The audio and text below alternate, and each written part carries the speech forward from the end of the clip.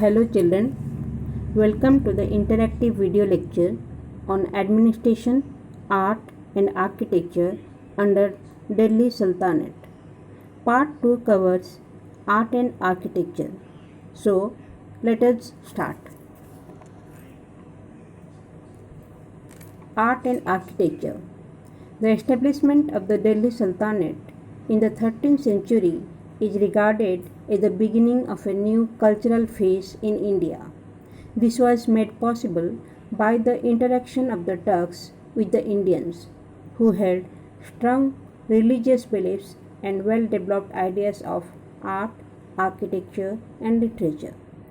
The interaction between Turks and Indians led to the assimilation of the features of the two cultures and gradually led to the emergence of a new enriched culture.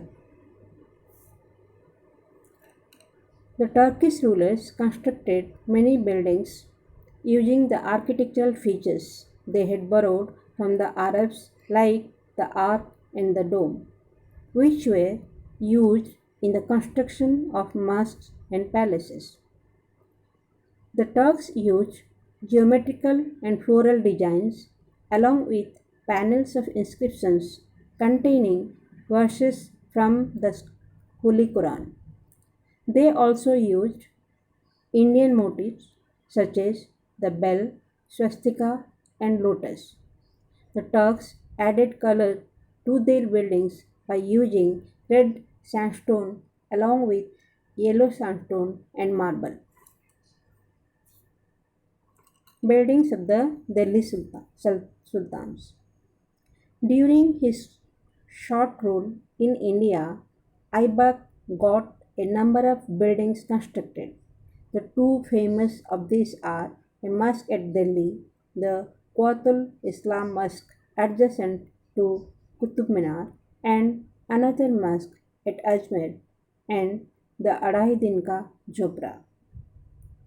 He also started the construction of the famous Qutub Minar but died before it could be completed. Buildings of the Delhi Sultans. Iltutmish was a patron of art and architecture. He completed the construction of Qutub Minar, built a mosque at Badaun, and his own tomb of red sandstone in Delhi. He also constructed a large reservoir just outside Delhi Kuan, that is located in Old Delhi, called the Haji Sultani.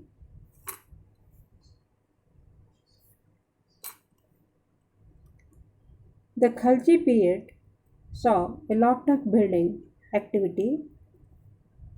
Alauddin Khalji had his capital at Siri and built Siri Fort. He built an entrance door to the Qutub Minar called the Alai Darwaja, which is a fine specimen of Turkish architecture. He started building the Alai Minar at Qutub complex, but the construction was abandoned soon after his death. He also built a madrasa and a big tank for royal bath at Haskers in Delhi. Ghiyasuddin Tughlaq and Muhammad bin Tughlaq built huge palace fortress complex called Tughlaqabad. Firoz Shah was a great builder. He built many towns like Firozabad, Jaunpur, Hisar, and Fatehbad.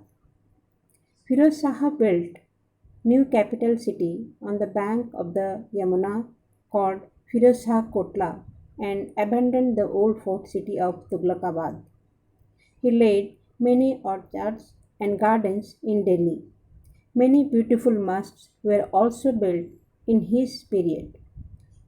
He built 50 madrasas.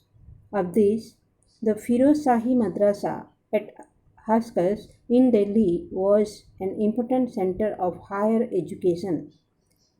He brought the two pillars of Ashoka and placed one atop his palace.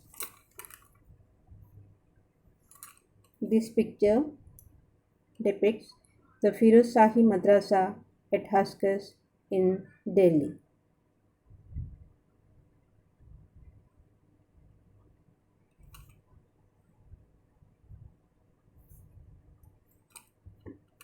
These are some of the buildings,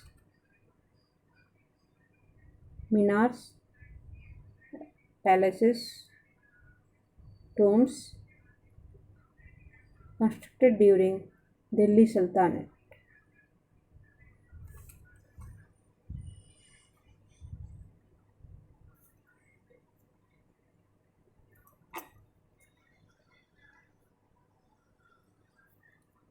Now we'll discuss about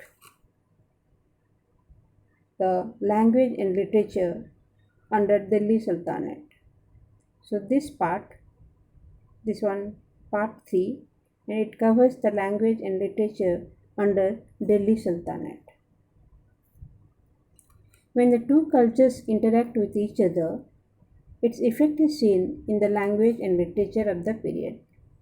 With the establishment of Turkish Empire in India, the court language in the areas controlled by the Turks became Persian, which in turn influenced many regional languages. Consequently, many Persian words came into their vocabulary, and this mixture of Persian and Hindi led to the emergence of a new language, Urdu. The word Urdu literally means camp initially. Urdu was spoken by the soldiers with different mother tongues to speak to one another. Gradually, Urdu became the most commonly spoken language in the town, but variations were seen in different regions. For example, the Urdu that was spoken in the Deccan was influenced by Telugu and Marathi.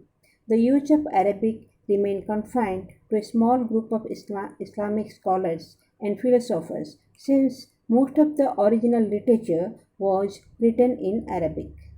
Sanskrit continued to be the language of higher learning.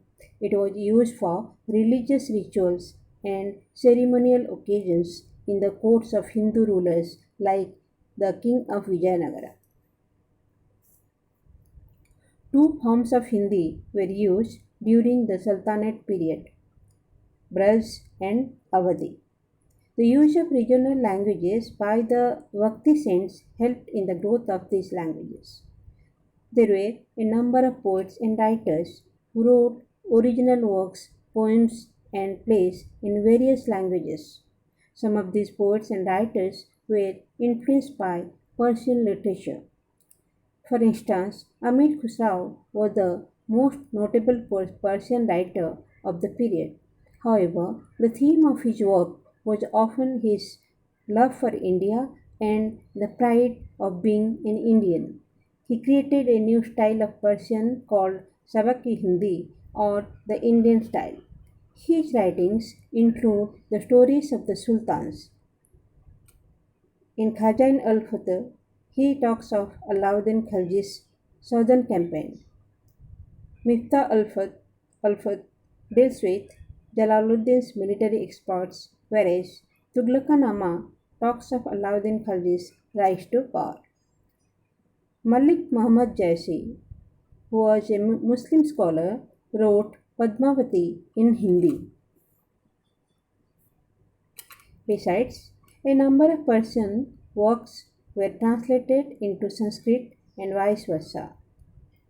Jia Naqshbandi translated stories in Persian which came to be known Tutinama during Muhammad bin Tughlaq's reign.